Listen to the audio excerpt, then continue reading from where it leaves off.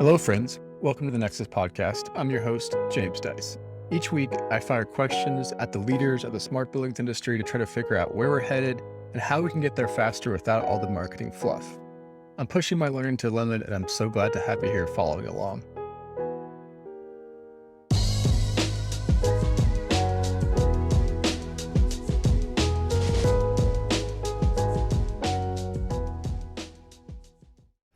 Welcome to the Nexus Podcast. This is a special episode that one might call the James and Rosy Show. This could be a new series, maybe not, if we decide we like it, if we get some good feedback on it. We're going to introduce Nexus Labs' new COO, Rosy Khalife. Hi, Rosy. Hello, everyone. Hi, James. It's great to have you. Then Rosy's going to kind of turn the tables on me and interview me. Potentially, I think for the first time on this podcast, we'll talk about my background before starting Nexus Labs. We'll talk about the founding story of the company. And then I think you have some fun other questions, miscellaneous questions you have in store for me. I really don't like being the center of attention, so I'm going to squirm throughout this whole episode. But if you're in the audience and you're looking for some background on me and the company, this is definitely a good place to start.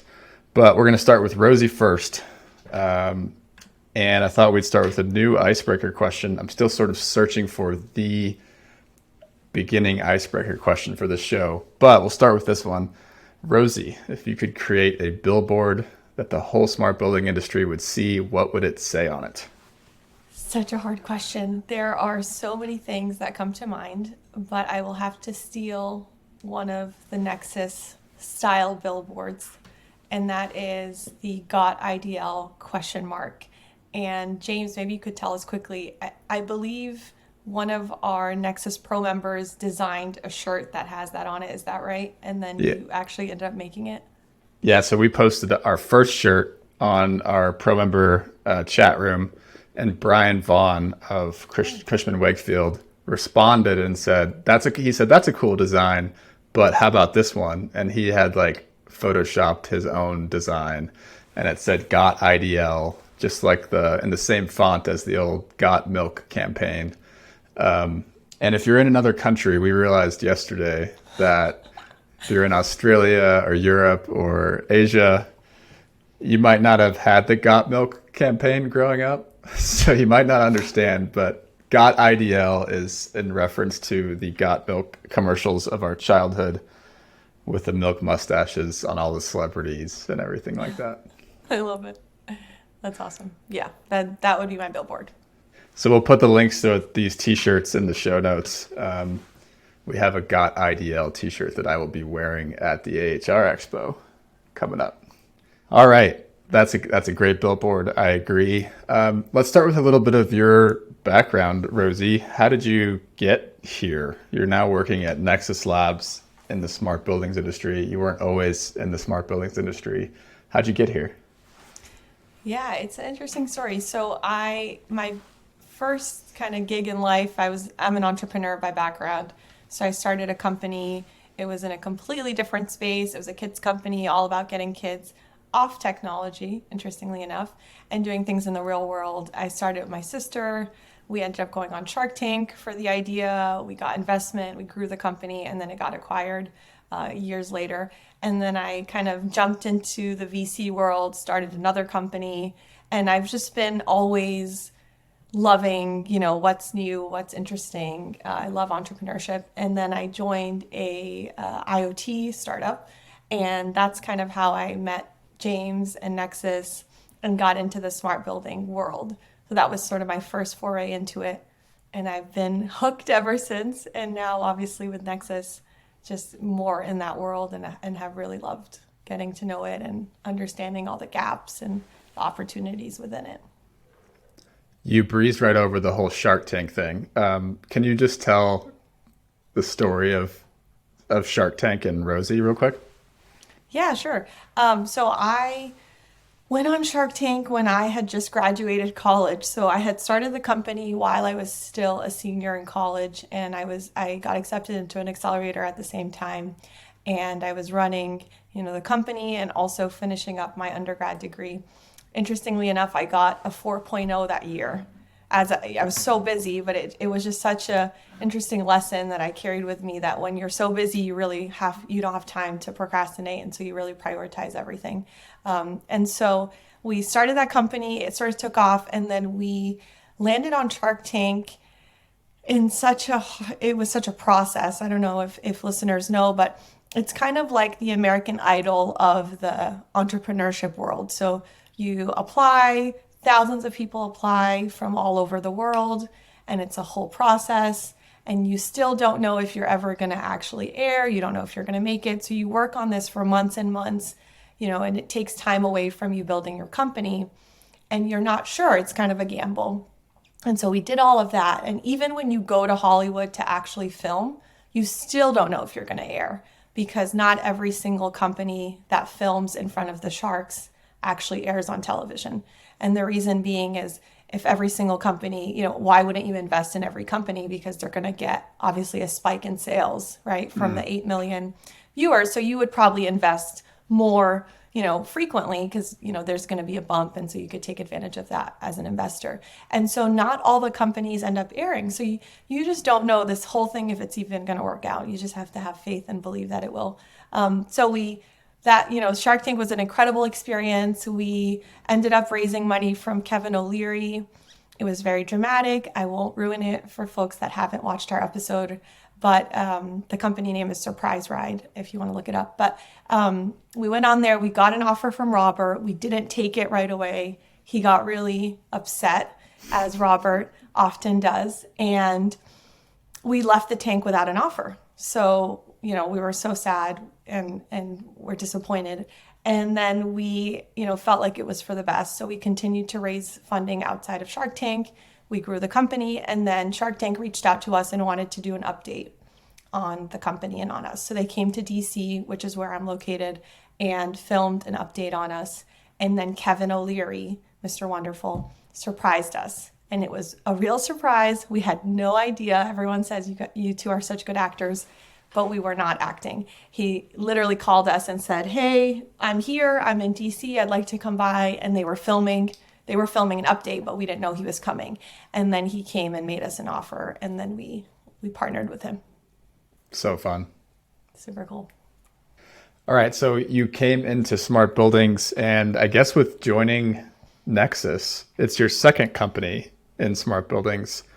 I'm wondering, I feel like that was a key decision point. You could have came into Smart Buildings, and then because you're an entrepreneur, you could have said, well, I want to go to some other industry next, do my thing elsewhere. But you said, I'm going to dive into Nexus. I'm going to stay in the Smart Buildings world. So I'm wondering why that is for someone like you. Yeah, it's funny. You touched on something that I definitely thought a lot about when I was sort of making my decision of what I wanted to do next. And it felt like I had learned so much about this industry, or this space, the smart building space. And I had really loved the people. There's so many parts of the equation that came to life. So obviously the actual space itself and what folks are trying to achieve here, I like that. Then there's the people involved. I met so many great people. I really like those people, from conferences and from clients. And it was just, that felt right. And so there was all these different pieces that were coming together that made it feel like I had learned too much to not continue working in this sort of space. And I had really enjoyed my time in that field. And so that was one of the big reasons that it made a lot of sense to me to sort of continue. And then, of course, with Nexus, that was more of a no-brainer of wanting to join Nexus as well.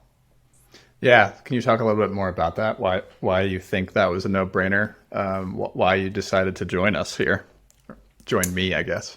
Yeah, of course. So I would say it's probably, I thought you could think about it in two buckets. So the first one is how I felt before I actually got to know you. And so there's what I thought about Nexus before I met you and got to know you and all that. And then there's what I thought about it after I got to know you. So I would say, the first one is before knowing you, the way I learned about Nexus is a colleague of mine sent me the Nexus newsletter and said, there's this great newsletter that comes out every week.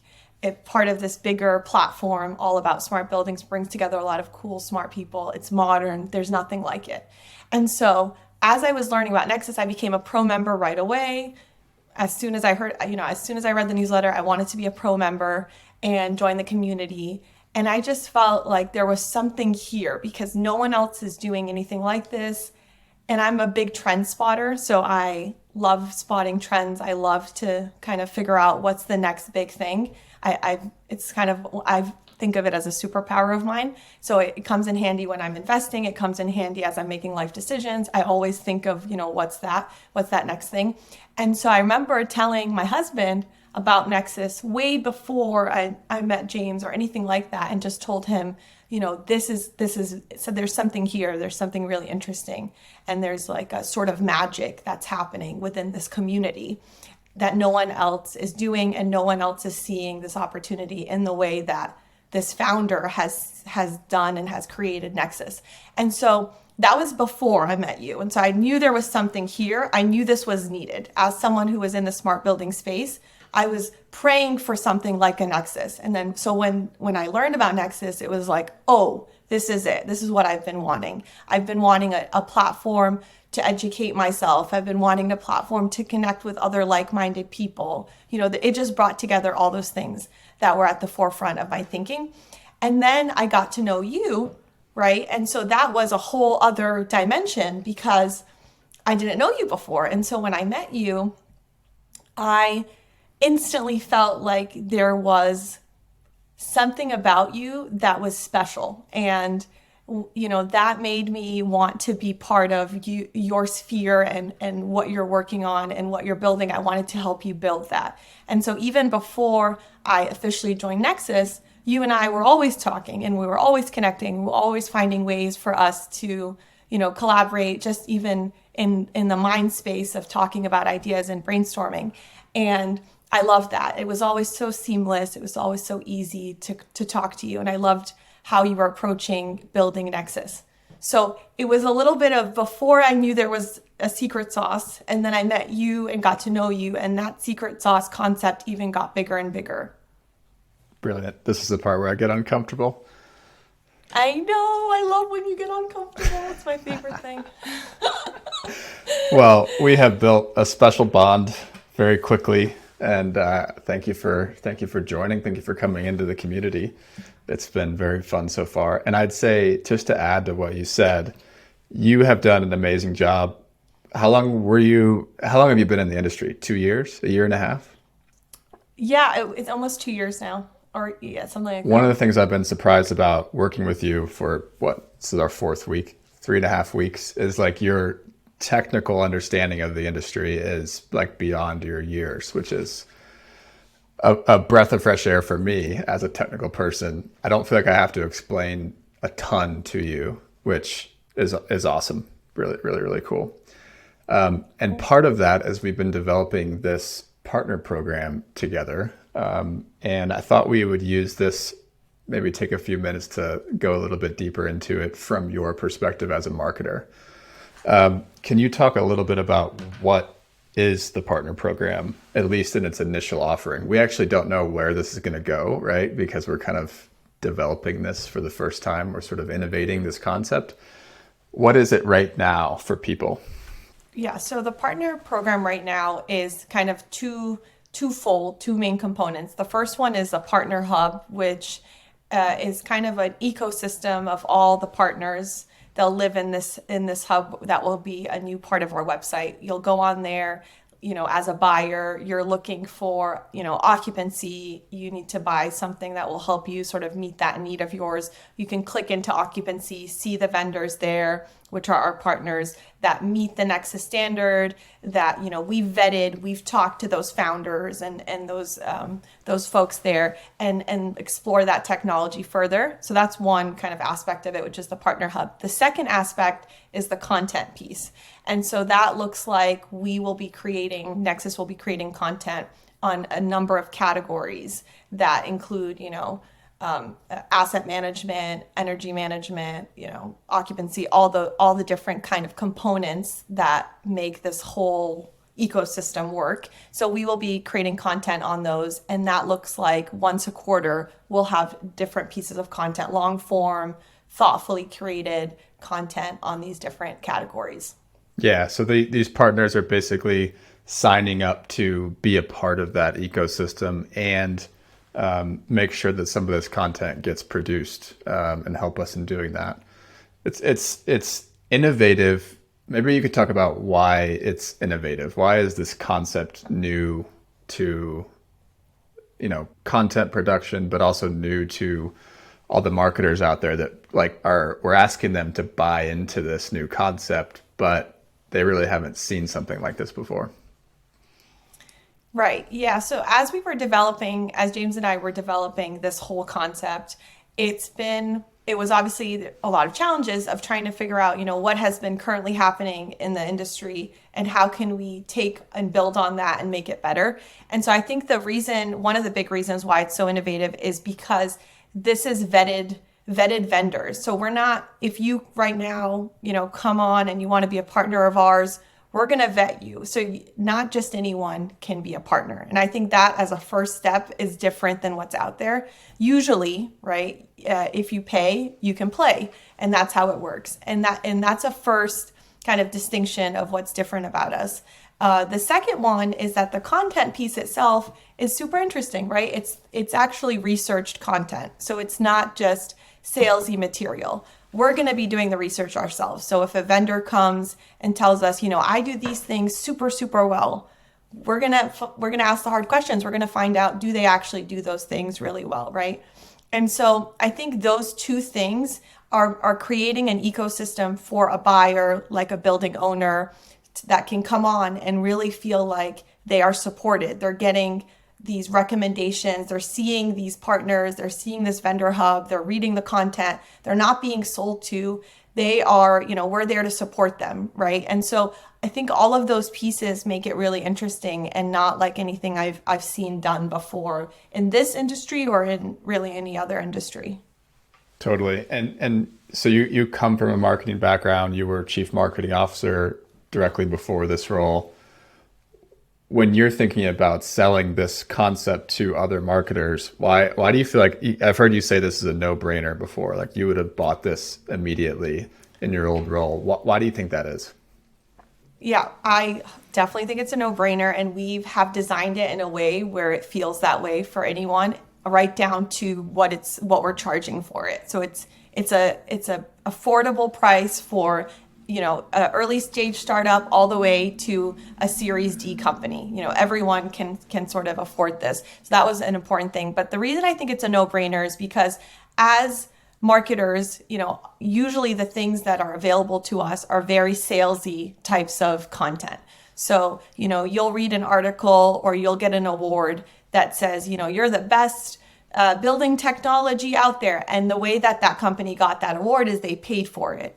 And I think it's just hard as a buyer, if I'm going to put myself in the building owner's shoes or in the sustainability leader's shoes, that stuff, I just glaze right over it. As soon as I see an article, the first sentence says, this company is the best at doing this thing. It's not, that's not true. There's no way you're the best at doing this thing, right?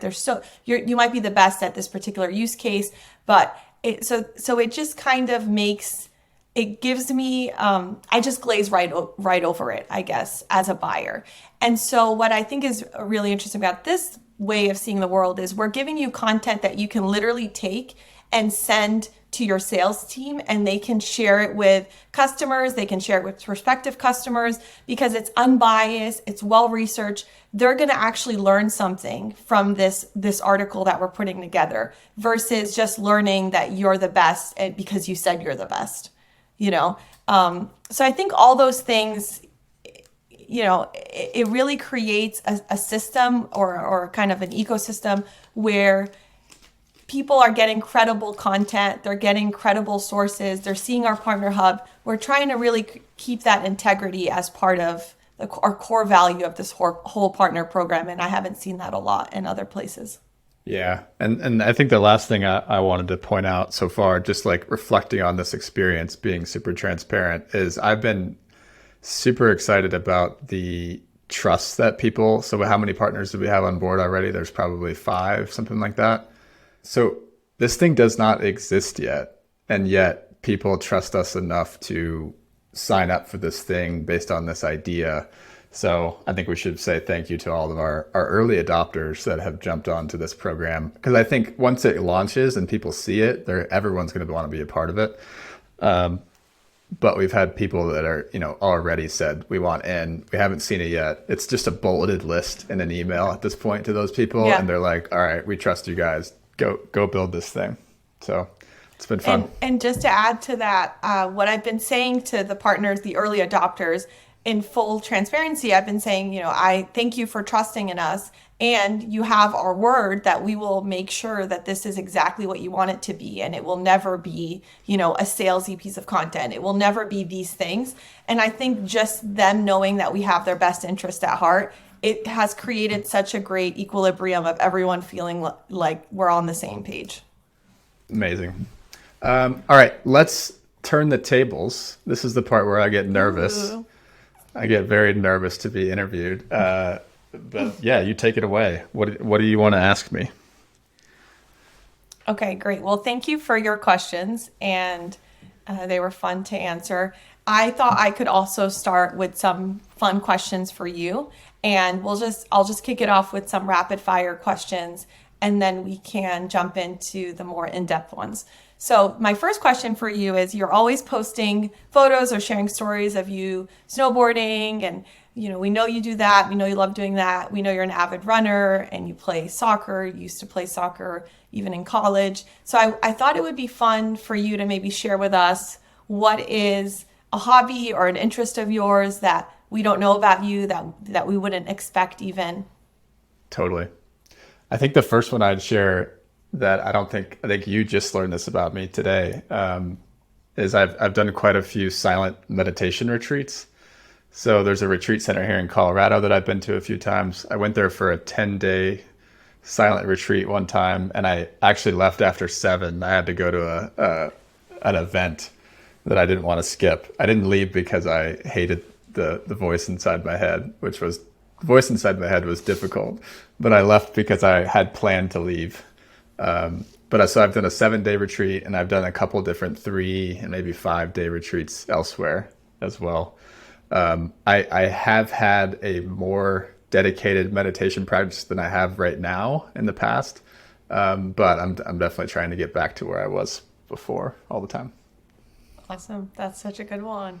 Any others that come to mind? I think it might be obvious to people, but I think when I think about like why I love to build Nexus so much, I love smart buildings, and I am endlessly fascinated by smart buildings, but I'm also endlessly fascinated by just the concept of building a company. And so I think one of my hobbies is learning about entrepreneurship and learning about building businesses. People have heard me talk about the Acquired podcast and other podcasts that I listen to. I just love learning from other people's paths in entrepreneurship, and I love thinking about ideas for how to make Nexus better. I'm often like several years ahead of where we're actually at. I mean, in my ideas, but I am endlessly fascinated, and it's definitely a habit of mine to learn about business itself. Cool. I love that. Yeah, it's evident in how you're running Nexus and all the interesting things that you've come up with so far. Okay, what smart building term would you love to never hear again? That's a great question. I think everyone knows, or at least everyone that reads my LinkedIn feed knows that I hate the SPOG, single pane of glass acronym. And anyone that wants to understand why that is, we're not going to go into why that is right now. They can go read the newsletter on this. We'll put it in the show notes. And I'll maybe just do rapid fire on a couple more. I think the words future-proof are way overdone. I think when building owners hear future-proof, it's like sponsored content. They immediately just, their eyes glaze over, and you become sort of a not credible source of promises that you're making to that building owner. I think digital twin is close to getting there. So when you say digital twin, I feel like building owners also start to glaze over a little bit. And then I added this last one this morning because I was just thinking through a lot of people like say this term. It's kind of like a trope. Every building is a snowflake. And that is true, right? Every building's different. It was built differently, different materials, different systems, different people running it, different businesses that are sitting inside that building. So in that respect, it's true. But I feel like our industry kind of uses that as an excuse to not make progress. They might say every building is a snowflake and therefore this technology doesn't apply. And I just feel like that is not true, right? There are universal truths that can be applied to every building. And I would love to hear us not use that as an excuse anymore in the industry. That's really good. I like that a lot. Okay, what foods could you eat every single day? If any. I mean, I do eat a single food every day, and that's oatmeal. I start every day with oatmeal. And usually it's the same. You've inspired me to kind of diversify my toppings a little bit, but every day starts with oatmeal. And I don't eat chips and guac every day, but I kind of wish I did. You know what I'm saying? I love chips and guac as well. Do you like your guac with a lot of onions, light on the onions, or no onions? Light on the onions. Okay. Yeah. Got it. I have a really good guac recipe that I will have to share with you sometime. I learned it in college when I was living in London. It's so good. All right. You will good. share that, and we might have to put that in the show notes as well now. Oh, yeah, it's a secret. Okay, so wait. Before we move on more questions, I feel like I need to ask you some of these fun rapid fire questions. This is one of the things that people will notice about the podcast is you have immediately made me want to have a little bit more fun on the show rather than just ask questions that are related to smart buildings all the time. So I have a few questions for you. What advice would you give someone that wants to win Shark Tank? What would you say? Ooh, that's such a good one. So I have helped a lot of people get on Shark Tank, and I've helped a number of companies get investments from Shark Tank. So it's something that I love. You're a Shark Tank consultant. I'm always trying to help other people make it work, because when we were going on Shark Tank, we got a lot of great advice from companies. So I would say be authentic. I think that's really important. So go on there, be honest about why you actually want the money. Don't just say an answer because you think that they're going to like that and want to invest in you because of that reason. So I would say that's super important, is just really thinking through all the business reasons why you need actual funding from them. They will smell you right out. If you're going on Shark Tank just for the publicity, you will not get investment from them. They want to invest in companies that actually need money from them. So you'll often see where, entrepreneurs have already raised, $10, $15 million, and then they end up on Shark Tank and the sharks are like, what do you need my help for? You're killing it. Like, you don't need me. And they don't want that. They want to feel, seen. They want to feel like they're helpful. So I think that's super important to make sure you're actually going on there because you need their investment and you need their help. And knowing exactly what you need their help on and knowing what each shark can help you do and vocalizing that. Love it. All right. Question number 2. Is there and what is the correct way to cook mushrooms? Oh, man. So I can't believe you asked me this question. I'm very passionate about how you cook mushrooms, and I love mushrooms, but very the right way, passionate. There's a right way and a wrong way. And, I'd love to hear if anyone wants to talk about this, I'm happy to. But basically, I'll give you the abridged version. You have to get a pan. You cook it like you're cooking a steak. You cook mushrooms like you're cooking a steak. So you need the pan to get very hot. Then you add a little bit of oil. Then you put your mushrooms in. Each of them have to have their own surface area. Do not crowd the pan. Put a little sprinkle of salt. Walk away. We're talking 3 minutes. They're going to be sizzling, making all kinds of noises. Resist the urge to stir them around. And then I do a little bit of black pepper. Then I flip them, sometimes one by one if I want it to be very perfect and get that great char. Then once the other side has the great char, a little bit of white wine if you want, or lemon juice, and they're good to go. You can do a little bit of fresh garlic, and then there's just perfectly colored, toasty, and not squishy. That's not what we want. Yeah, so you're trying to sear the outside, caramelize the skin, and then the white wine picks up the caramelization. And then the white wine deglazes it. Exactly. Yeah. Yeah. All right, last one. This one's even more off the wall than the mushroom question. Do you believe in past lives? It's one of those things that I think about often, and I don't have a complete yes or a no. I'm kind of in the middle. I'm still figuring out my position on this, but I often meet people, not often, I sometimes meet people like James that I feel like surely him and I, the way that we connect and the way that we get along and finish each other's thoughts, and there's just such a flow that happens with us that I feel like surely I must have known this person some way in some other life form, because how else could this be the way it is? And so you make me believe in past lives. I'm still figuring out how I feel about it.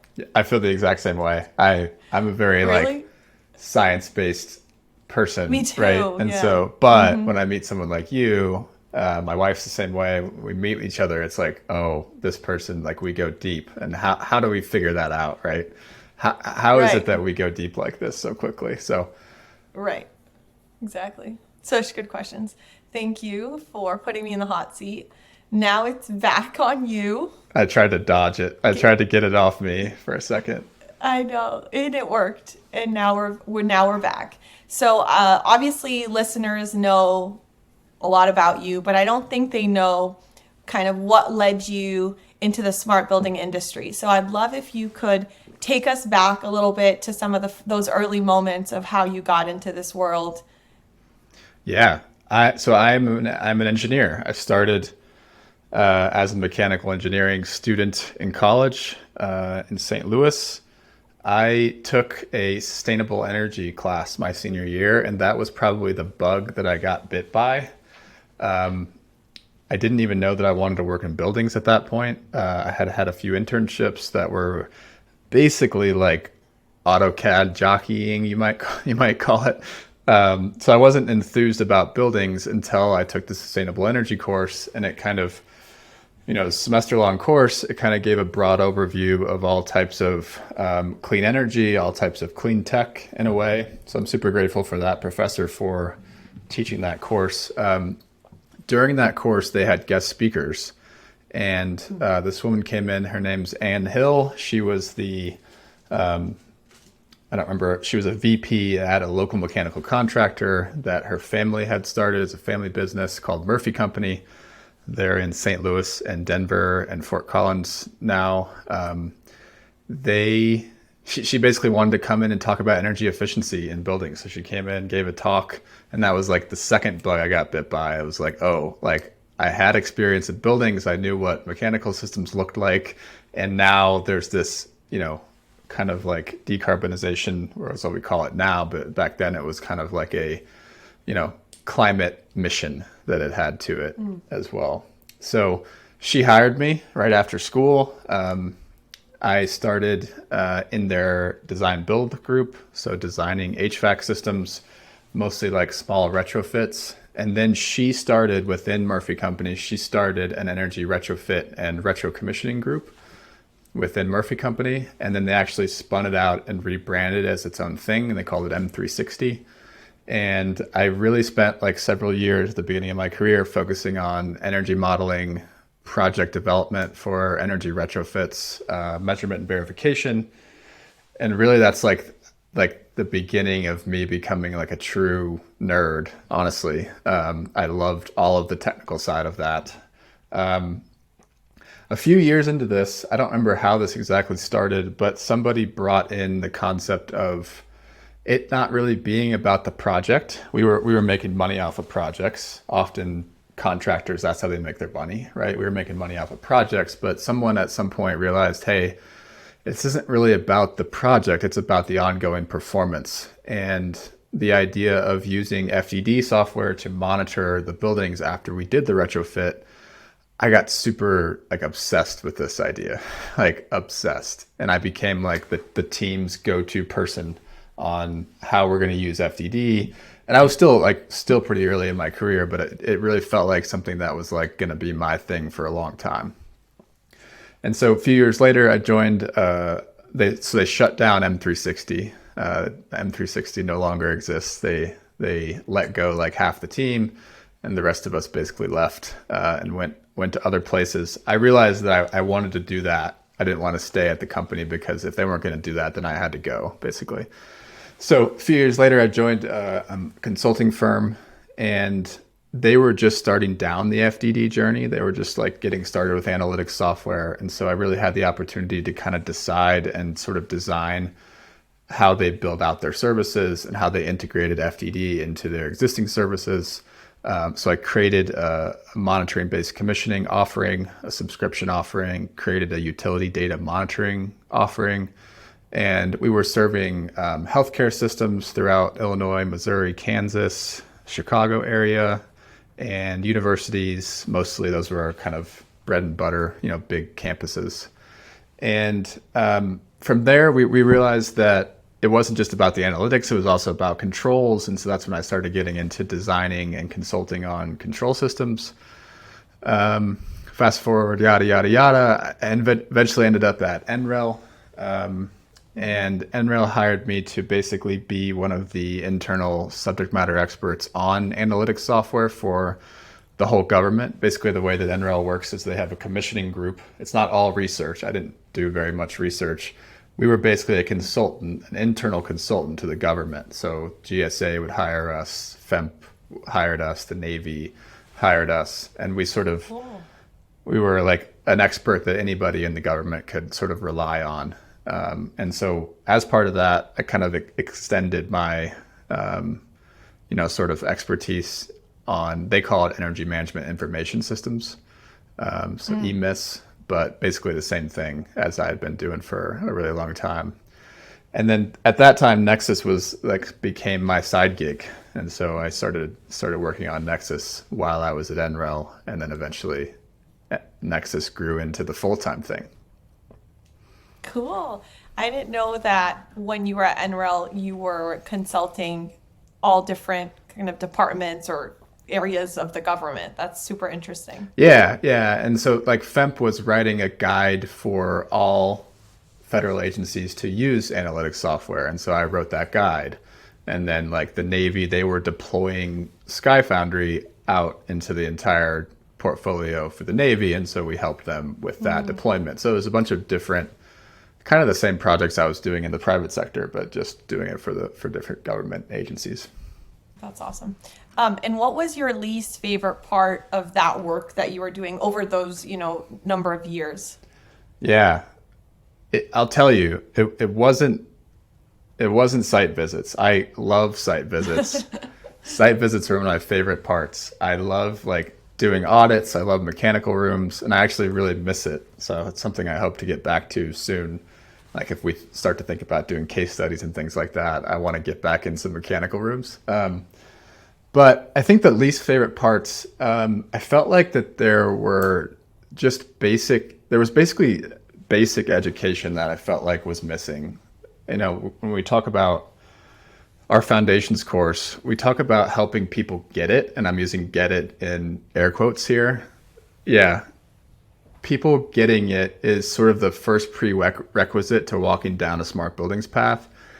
If you're talking to people on a project by project basis, and most of those people don't understand what smart buildings are, why they're important, why we should even start down that journey, it can feel a little bit like Sisyphus pushing a boulder up a hill day after day after day. I remember this project. It was a hospital in Kansas City, and we were the commissioning agent on the. It was a new hospital. We were the commissioning agent, and we were under contract to do analytics and monitoring based commissioning as part of that commissioning process. And I walk into the job site, and the people on the job site didn't even understand what commissioning was, let alone then make the leap to monitoring based commissioning and using analytics software. And so it was like, not only did I have this really hard thing that a lot of people didn't do, especially in Kansas City, 6, 7, 8 years ago, but I also had to then justify why I was even there in the first place. And so there was a lot of that I just felt like if there were more broad basic education across the industry, it would make everyone's jobs a lot easier. So that's the first thing. With that, I feel like everyone sort of hoards best practices and lessons learned. 100%. right? If I learn something on a project, that becomes sort of like a trade secret. And I felt like the only way I was going to be able to learn, I read ASHRAE Journal a lot. I often found people at conferences, and I would make sure that they weren't a competitor of mine before I started asking them questions, right? So Altura, who is one of our partners now, Altura, they weren't in St. Louis 10 years ago. And so I remember meeting them for the first time, and I was like, basically like, hey guys, like you're ahead of me on this journey, like, but I'm not a competitor to you. Can you share some stuff to me? And I just felt like that whole, it's kind of like an ethos, like it's the way the industry works. I thought that was stupid, because when you're trying to lead, we were trying to lead our customers and our clients on this journey. And if we were still unsure and still learning ourselves, then it was really difficult to lead them. And so I just felt like there was like this, we need to share best practices more. The last thing I'll say is I could, sitting as a contractor, sitting as an energy person, sitting as a consultant, and then sitting at NREL, I feel like I saw all the different ways in which the problem was really complex, but I didn't feel like as I was sitting in each of those roles, I never felt like I could make things happen faster. So I've always felt like I was working on a project by project basis, and there was more I could do to help every project go faster. Everything just felt really slow to me. And so that was probably, that's probably a good summary of how frustrated I got, in each of these roles. And have you ever made the correlation between you were frustrated that things were going too slow, and then with Nexus, you have a platform where you're able to really influence on kind of a broader scale? Do you think that's part of why Nexus looks the way it does now, because of your frustrations in some of those roles that you had? Yeah. I mean, I think there were probably many days where I was, contracted and very frustrated, and I didn't see the bigger picture, right? I was just thinking about my project. But I think I definitely have used, in building Nexus, I've used that frustration and kind of channeled it and said, like, basically saying, I know there are people that felt like me, and still feel like me, still feel like I did, that are out there doing project by project, today. Yeah, and we meet them. They're some of them are pro members, and we meet them at happy hours, and it's like they share a bond with you, and they're you get me, thanks for voicing how I really feel, and it's like a moment, emotional moment for them, and it's special to witness. And I saw it recently at a happy hour that we had, and I felt like that person was really happy that you existed and were sharing the things that you do. And I feel like that's our north, like we have to remember that that's our North Star, it feels like, is like remembering that there's people out there, and how do we make each project that they're doing, easier than the one before it, and make it so that they don't feel like they're alone in those projects. That's kind of, I think we always have to remind ourselves that that's kind of it, Yeah, that's the North Star of the purpose of all of these things that we're doing. I loved hearing about your background, so thanks for sharing. I'd love to hear, now we're kind of at a point where you have started sort of Nexus. Maybe you could take us through, how did you come up with the idea for Nexus? Yeah. I think, first of all, you've probably learned this already in the 3.5 weeks we've worked together. I have ideas all the time. And most of the ideas that I have around starting businesses, I like totally ignore. I might write them down in my notebook and then I never come back to them again. But this one, I remember daydreaming with Nexus. I remember daydreaming this idea, and maybe I even journaled about it, probably 5-6 years ago, basically saying like, I wish this existed. And thinking like, I can write, I probably have the skill set to do that. But then I just kind of set it aside. And it took kind of going to NREL to realize that, like I can share my trade secrets now. Like I said earlier, I don't really have any competition. As a national lab, NREL doesn't theoretically have any competition. And so the trade secrets can be shared with anyone. And so that's when I basically just, said, hey, what if I start to share what I've picked up, and share my questions, and share just lessons learned along the way. And so I signed up for a writing course called Rite of Passage. Took that on the weekends when I was at NREL, and their first assignment was to create a weekly newsletter and basically commit and tell people that you were going to show up at the same time every week with a new essay. And that's kind of where it began.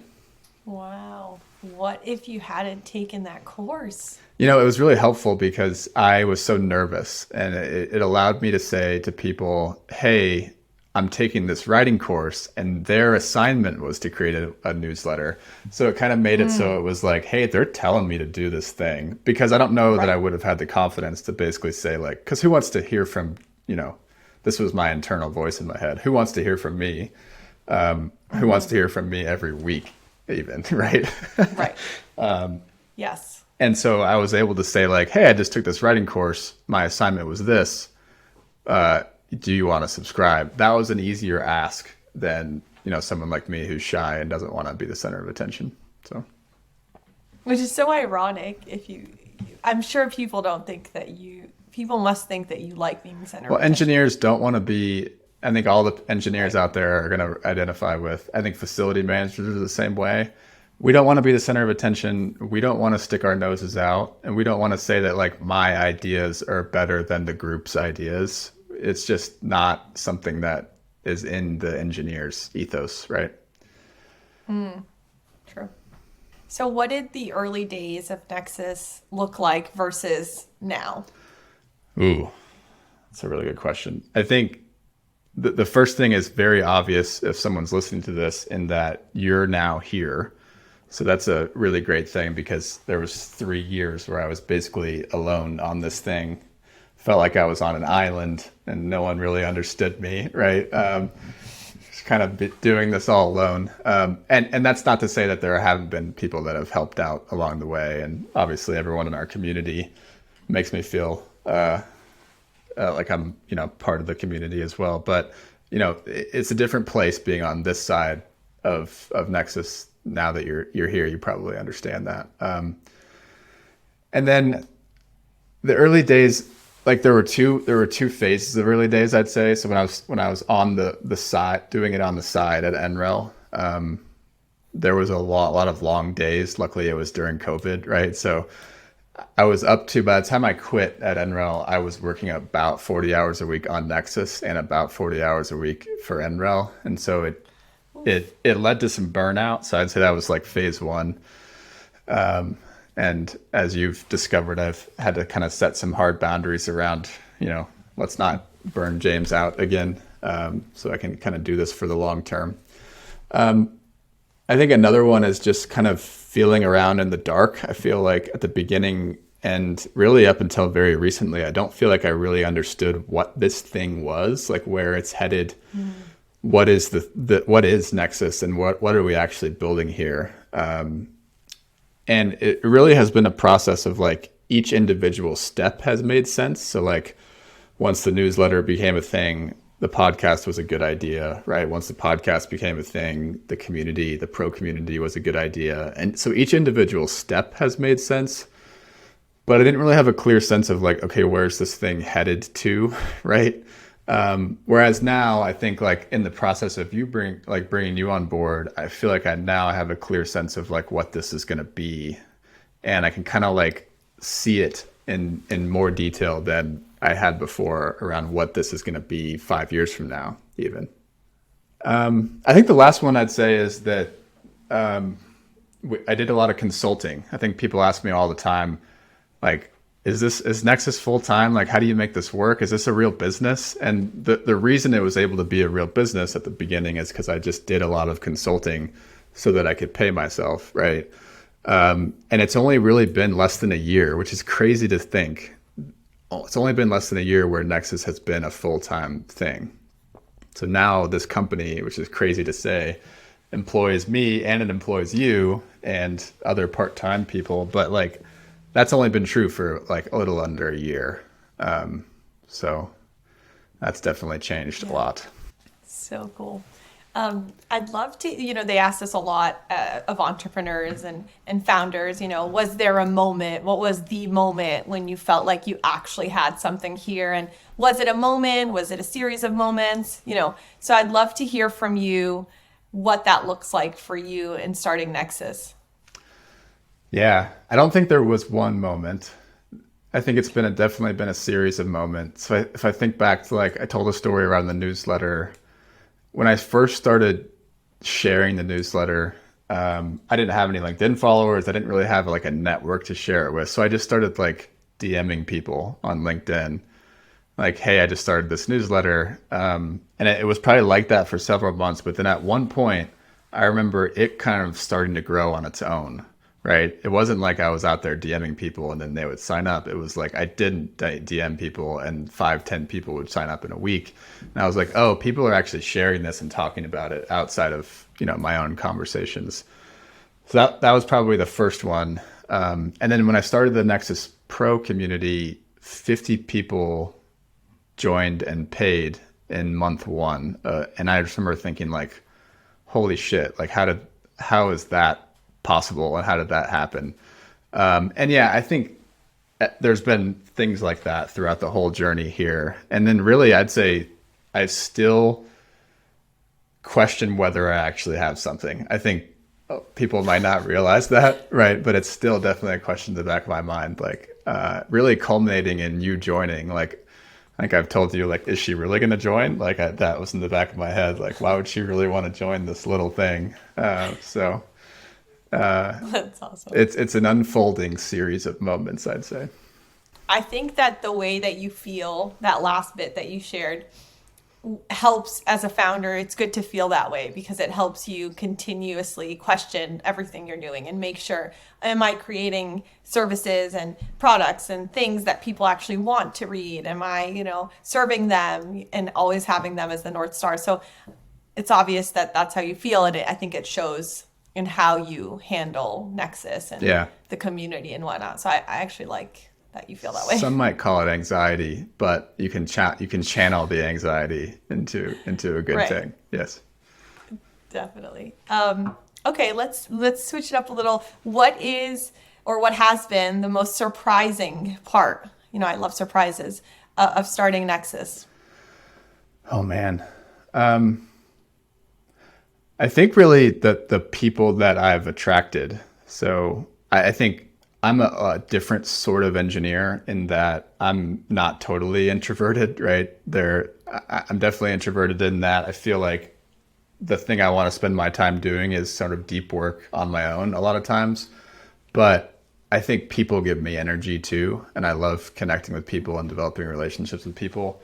And the caliber of people that I've met just by putting my ideas out there and then seeing who shows up, that's been really, really cool. I knew that could theoretically happen. That's kind of the whole premise of that rite of passage course that I talked about. But then actually seeing it happen, I like pinch myself every day with like the caliber of people that I get to work with, like you. And then I think this is maybe a deeper answer, the second one here, which is I'm surprised at how much I learn about myself through the entrepreneurial journey.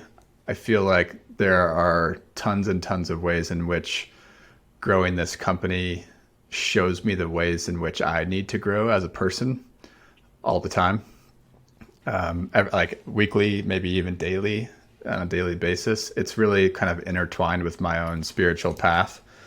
And I wouldn't say that's like, it's probably not surprising to a lot of people that have grown a company before, but this is my first company. And so that's definitely been a surprising part of this. I love that. Such a good answer. Okay, so very helpful context. I'd like us to go a little bit behind the scenes of Nexus, get into your head. Obviously I was a pro member and a member of the community before I joined the other side. And so I have kind of an interesting perspective because I've seen, both sides of the coin in terms of how people feel about Nexus. And I often hear just, this is the modern place. Nexus is so different. Nexus is unique. It's so innovative. I've heard that a lot throughout the time of knowing Nexus. And so I wanted to hear from you and in your own words, why you think Nexus is special or what makes it special. Yeah, this is a difficult question to answer because I have a very, very sharp and loud critic in my head all the time that's always looking at Nexus like, oh, it should be better in these ways.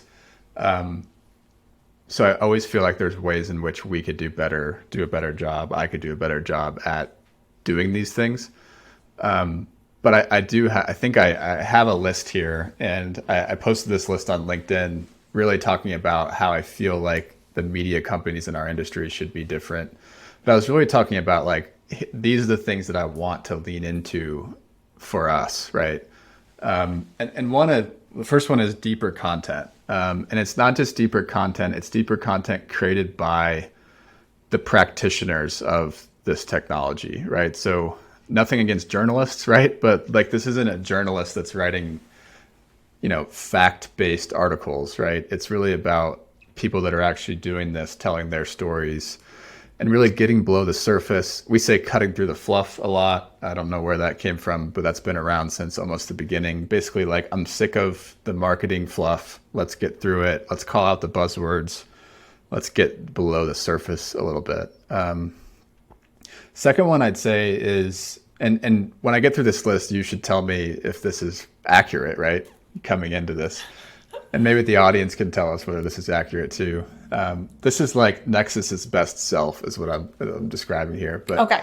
I love that. Yeah. That's a great. Yeah. So the second one's, don't let sponsorship dollars drive the editorial or educational agenda. So I think Nexus is different because sponsorship is not the main part of our business model, right? People might not know, they might be listening to this and not really know Nexus. We make money off of courses and community. So we're building out education and building community. Those are our two primary revenue drivers. Sponsorships are part of it. And building our partner program is sort of like sponsorships, even though we already talked about how it's different.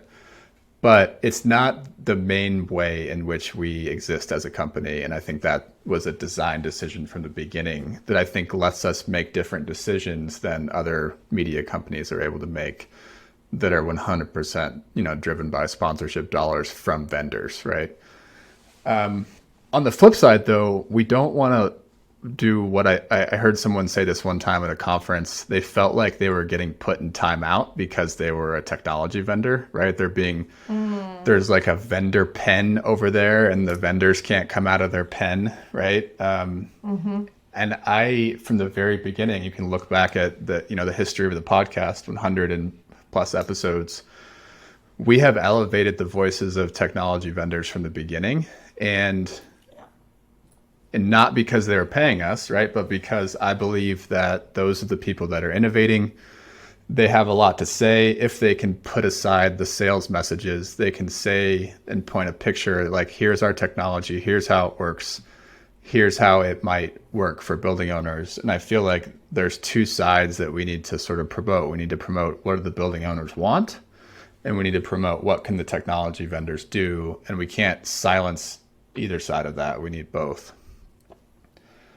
Another area where I feel like we could do better on, but we've been doing it from the beginning too, is we're, like I said, we're not journalists. We're here to be opinionated.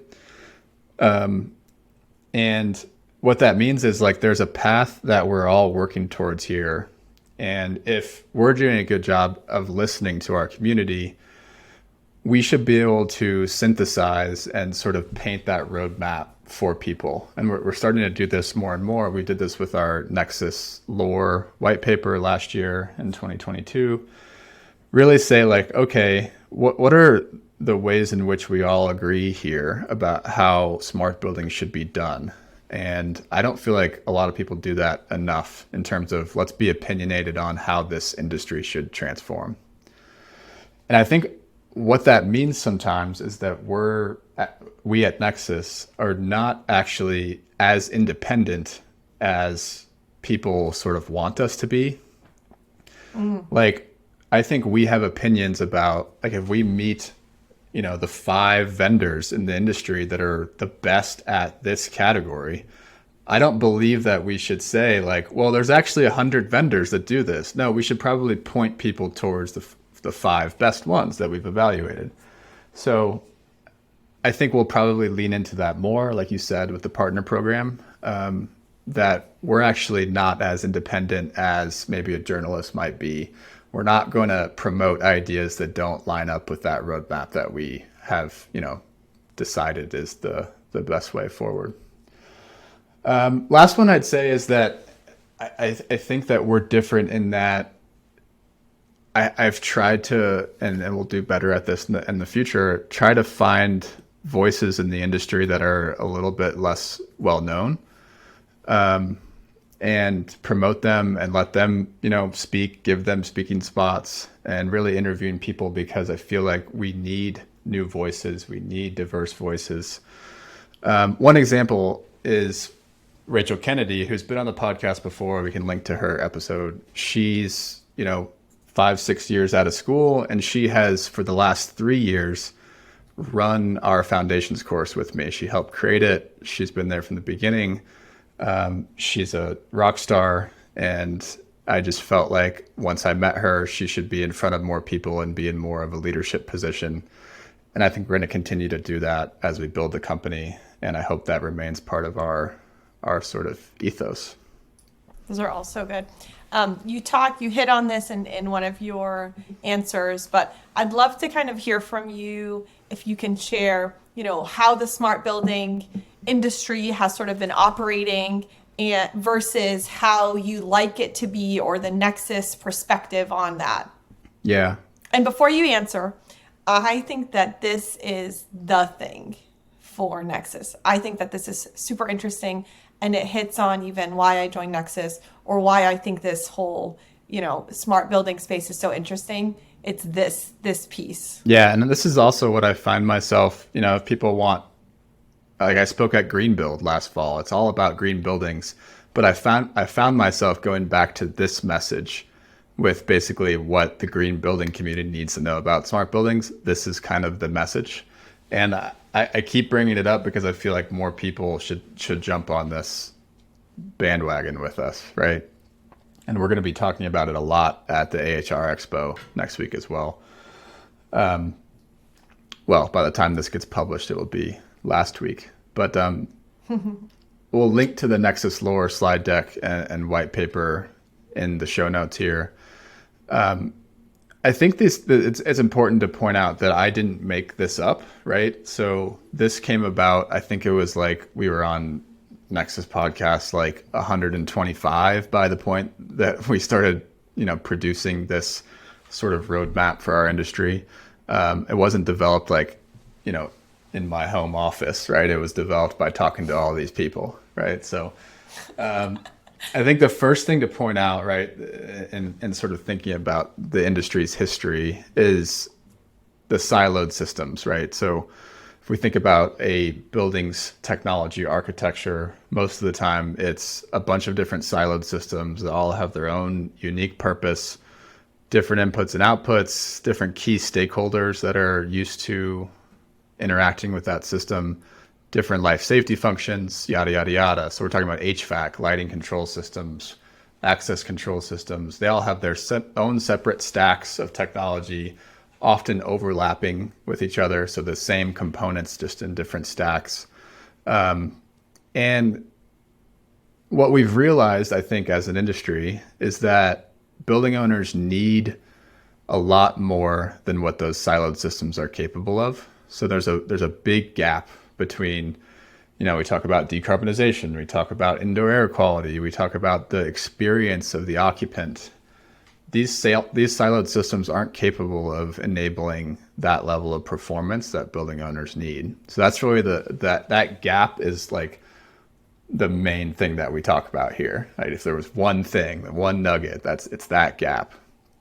And I think if we think practically, smart building solutions need to solve that problem by integrating with those systems. We're not going to replace all the siloed systems. We can't rip and replace everything in every building, worldwide. So when we talk about smart building solutions, we're talking about usually an overlay sitting on top of those existing silos to sort to pull data out, talk to them,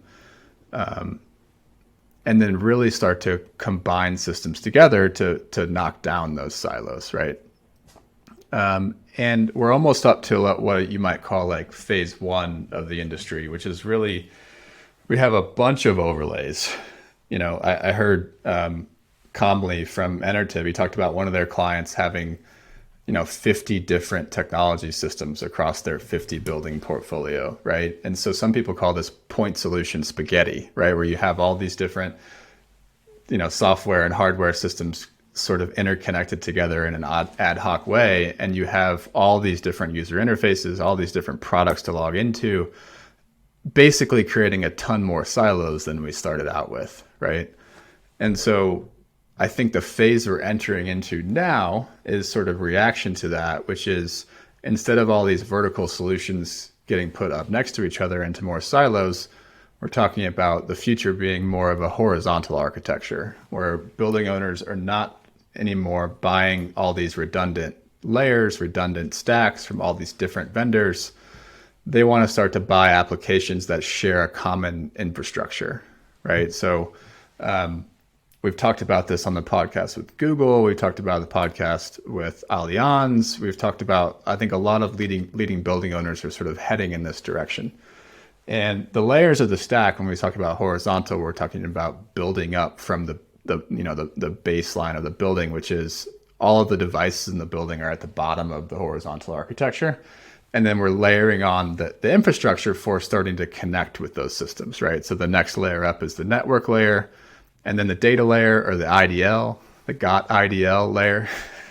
The independent data layer is next. And then on top of that sits the application layer. So instead of having this whole stack for each of our individual applications, we have one infrastructure stack, and then we have applications that sit on top of and share that stack. And I think that's sort of the future that we're sort of pointing people towards. Super interesting. Thank you for summarizing that. I feel like it's something that comes up in a lot of the conversations I also have with vendors and partners. And it's a lot of people have gotten a lot of value from how you've synthesized all of this in a way that's easy for people to understand. And I think it's a complex concept, obviously. Absolutely. So that's really helpful. Let me tie it, real quick. So when I talk to like conferences like Greenbuild, I'm not really getting into the weeds of the architecture, but I'm trying to point out with this that if they want to do things like enable green interactive buildings and they want to decarbonize their buildings, there is an infrastructure that they need to think about. That is all of your control systems, all of your networks, all of your data layers, hopefully just one data layer, that is going to enable that success you're looking for. And I feel like that's the bandwagon we need everyone to get on. Like, stop trying to sell green interactive buildings when your building owners that you're selling that to don't have these basic infrastructure layers set up right. And so if they were to say, yes, I want you to do green interactive buildings, but you also need to realize that your shared infrastructure is not set up to do that, then we could all start to speak on from the same sheet of music. And then when I go to sell green interactive buildings, and that someday, finally, when I come across a building owner that has this done already, it's going to be really easy to enable green interactive buildings. But right now, if we're all speaking from different sheets of music, we're never going to have that infrastructure, and we're never going to be able to do these more sophisticated things with our buildings that we know that we need to do. That is the nugget right there, I think. Totally. Okay, great. So I want to switch gears a little bit and talk about some of the recent things you've been expressing. And for folks that are listening, James is a frequent contributor on LinkedIn. I think he posts almost every day, which is really cool. It sparks a lot of great conversation in the comments. And I've met people from those comments just from replying to each other. So it's a great space also. But you've recently shared, a few posts about conferences and some of your thoughts that, the things that are sort of irking you these days about conferences. And what was interesting is there's a bunch of comments, really lively discussion in on that post. So I wanted to hear from you, if you could share kind of how you're feeling about conferences or maybe what the community has shared about it as well. Yeah.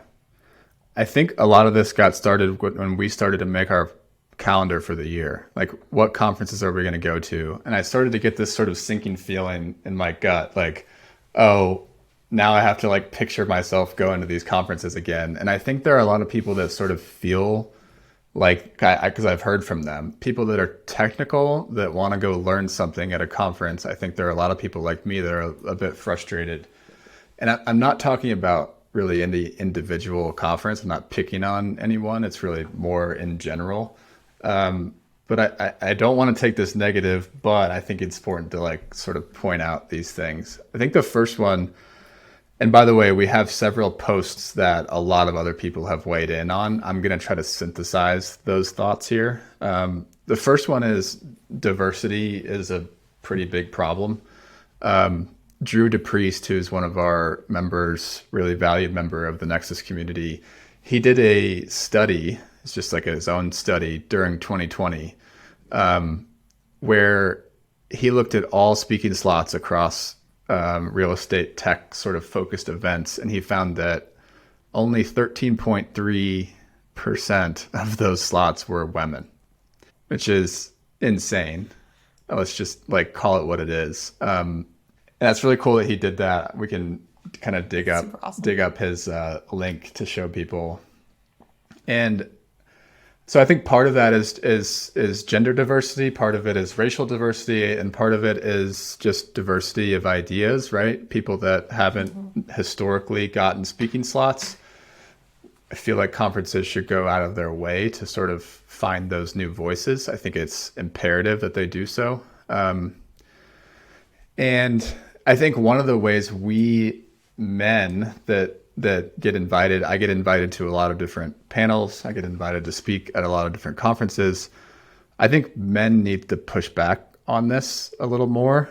I just did this last week. I got asked to be on a panel, and I said, hey, like, let's either replace me or bring in a woman, and really try to get other men that are making these decisions to see the value of diversity.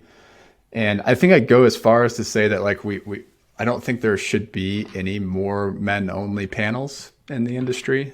I think as a member of the audience, I think, and as a speaker on men only panels, I think there are so many reasons why, and people can go into my post to like go into detail on what I think, but there are so many reasons why I think that should be something of the past. What are your thoughts?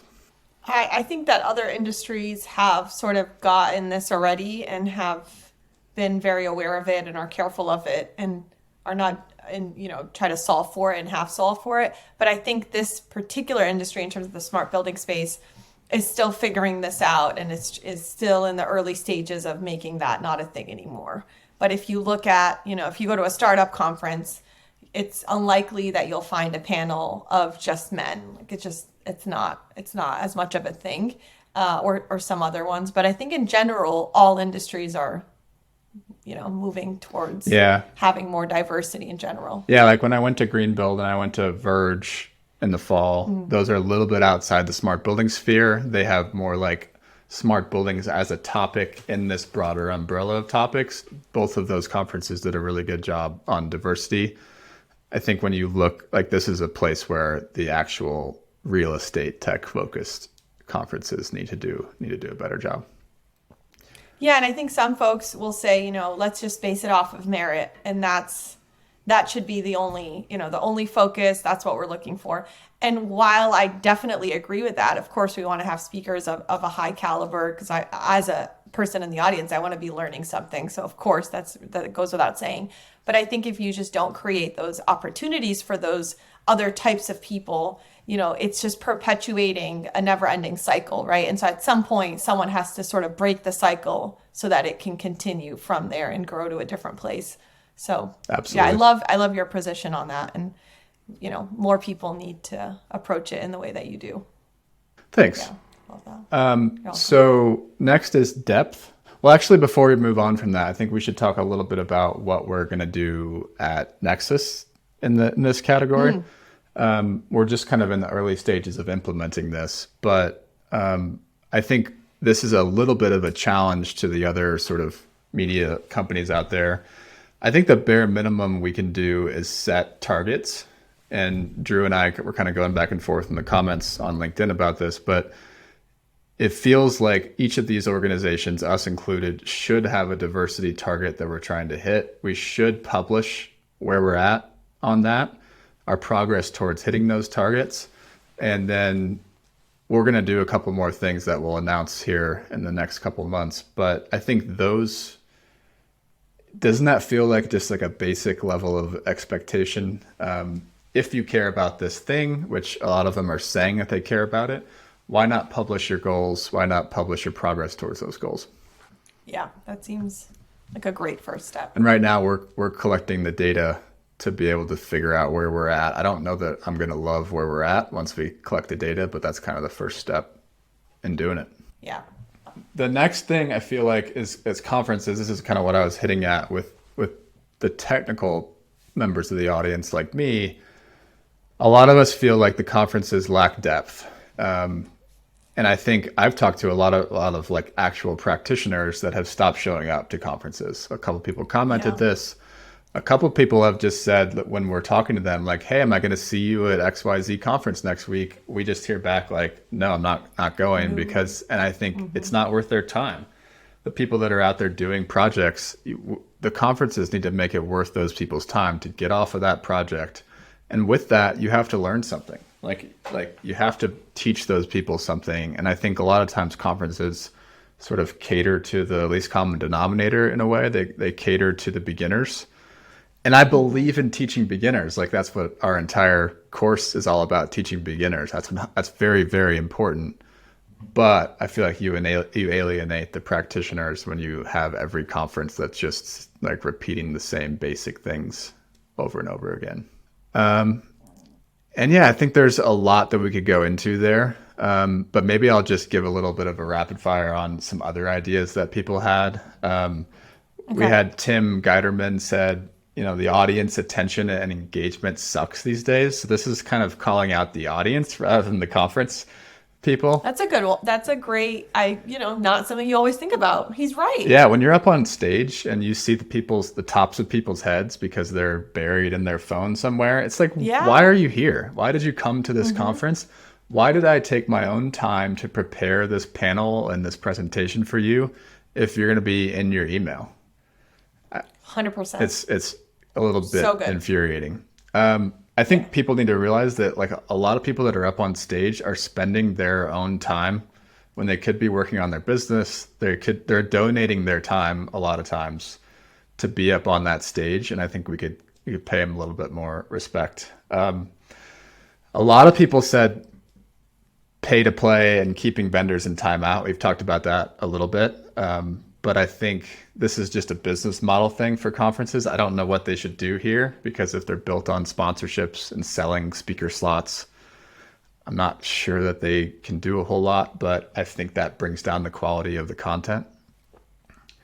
And then the last one is from Drew said, creative interaction. So I think I agree with him. I think conferences can do a better job at facilitating interactions and not just, hey, it's our happy hour time, right? But more like, let's as a group talk about this thing and maybe we disagree, maybe we can have a debate and sort of facilitating that interaction. That way we're not all just reinforcing the same ideas all the time. And Verge did a really good example of this, the Verge conference over in the fall. It's a green biz conference. They sat me down at a table during lunch and they said, anyone that wants to talk to James Dice about why single pane of glass is a shitty acronym. I can't remember exactly what the prompt was, but they basically said like, why the single pane of glass is not, the panacea we're all looking at it as. And 10 people-ish came and had lunch with me and we talked about all the stuff that we're talking about here on this podcast. And it was great. It was a great way to interact with the people in the conference.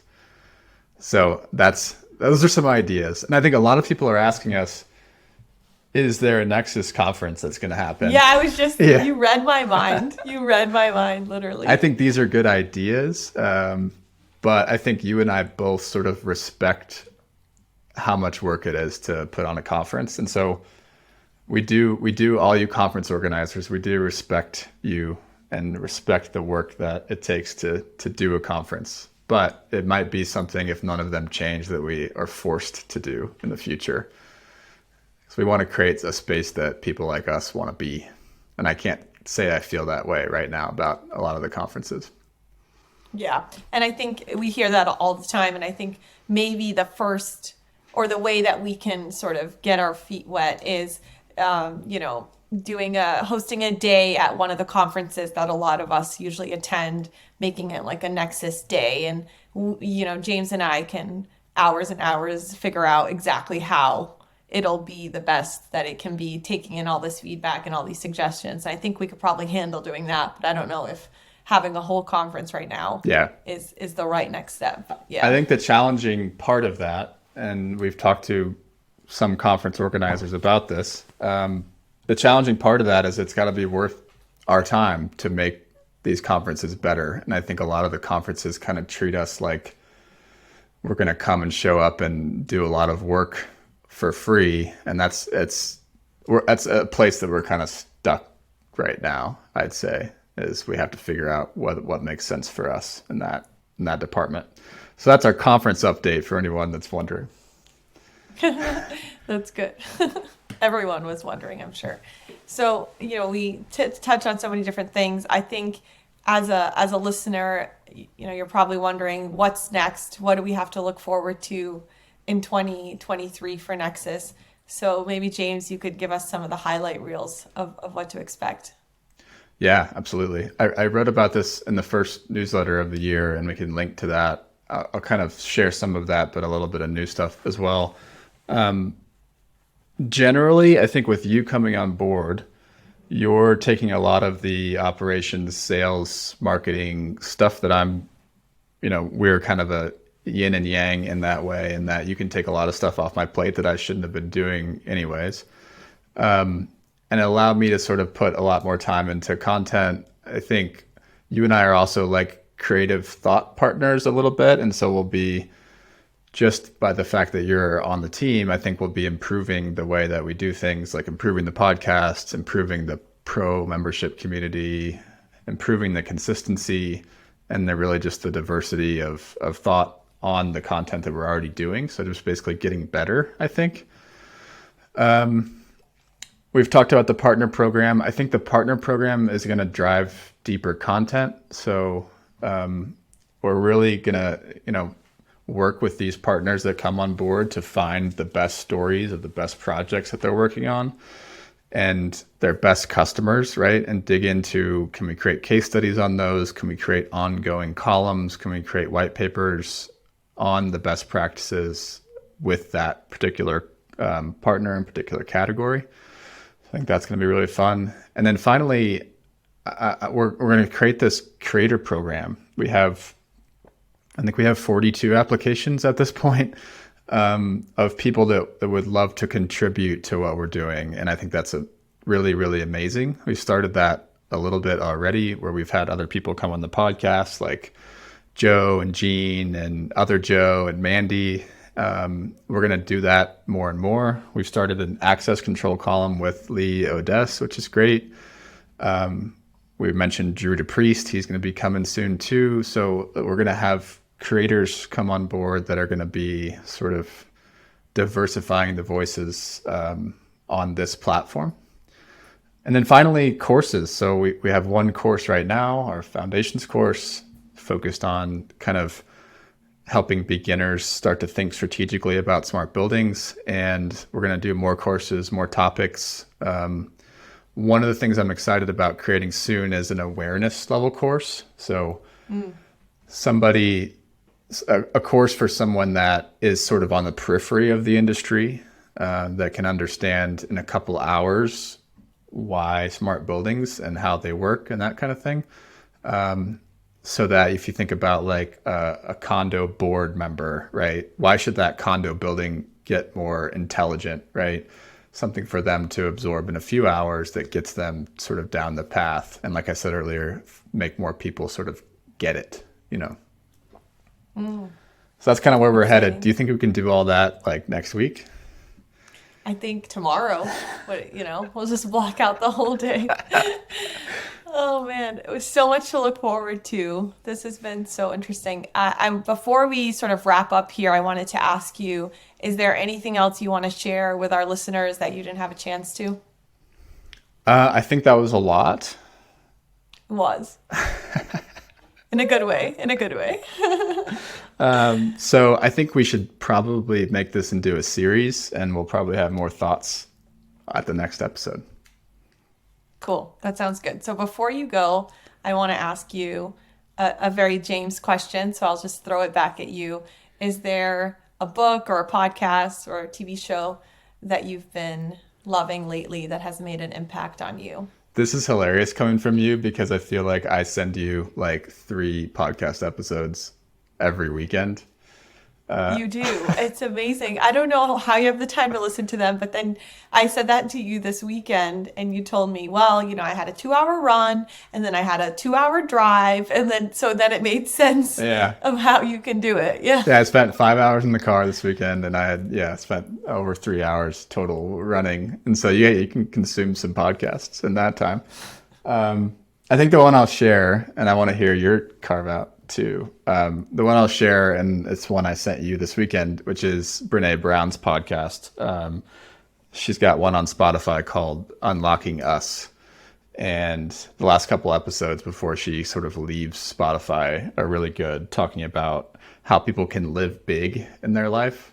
And if people that are listening to this that haven't sort of discovered Brene Brown, she's all into sort of vulnerability and sort of living a fulfilled and,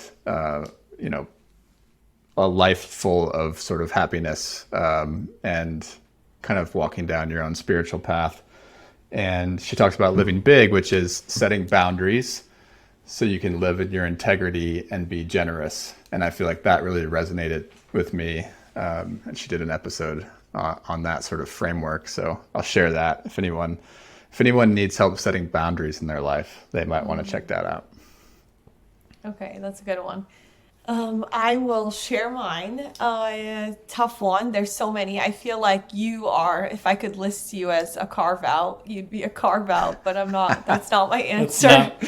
It's not the place for that. That's not my answer. So you recommended a book that I should read, and I have read it, and it's called The 12-Week Year. And I had never read it before. And it's really about sort of thinking about, instead of thinking about our year in this arbitrary, 12-month cycle, and we do, we have a New Year's resolution and we sort of just plug along every month and whatnot. We really think about our time on this earth in these 12-week sprints. And so I really love that. And I just love how the book is written even. And there's so many concepts in it that you can apply to so many different areas of your life. But one of the things that I thought was just an interesting thought, at one point, the author is writing, if you said these are the things that you're going to accomplish today, just don't sleep until you do them, or kind of something like that. And I just, as a concept, thought that was really interesting because sometimes a lot of us can make these long to-do lists, right? And they're not realistic. So you're never going to finish them in a day, right? And so it's kind of a twofold lesson. It's the lesson of figuring out actually what can you accomplish in a day and being realistic about that. So I think that's part of what he was saying. And then the second part is really committing to whatever it is that you said you're going to do today, actually getting it done. And I live my life that way. So I've never really read it written in that way where people agree, because it's a little bit intense as a concept of don't sleep until you finish it. And that's me. And so I thought, I think it just made me feel seen. You feel validated. Yeah. I feel bad. Like, that's okay, Yeah. So anyways, that's a good one. I would highly recommend it. And that is a James recommendation. I feel like I'm glad I recommended that to you because you can help me sort of rein in all of my ideas. And you've already done this a bit too, in terms of like what James, like what can we actually accomplish this quarter versus like right. James wants to do everything right now. It's good. Good stuff. Well, thank you for doing this. I wouldn't have chosen to do this if it weren't for you pushing me. Good. Well, I'm happy that I could get this out of you in a way. And I think that listeners are really going to enjoy listening to your backstory and how you got to this point. Let us know. So if you're listening to this 90 minutes in at this point, let us know if you like this and you want us to do more of the James and Rosy show. Or not. You can tell us if we should never do this again, too. Yeah, just be kind, though. Yeah. I'm not James. So James is good with just blunt feedback. That's not me. So just keep that in mind as you're telling us what you think. Send us an email and don't copy Rosy. Or copy Rosy and make it kind. But I want the raw version. If you think this is full of shit, just let us know. Let me know. All right, bye. All right, friends. Thanks for listening to this episode of the Nexus Podcast. For more episodes like this and to get the weekly Nexus newsletter, which, by the way, readers have said is the best way to stay up to date on the future of the smart buildings industry, please subscribe at nexuslabs.online. You can find the show notes for this conversation there as well. Have a great day.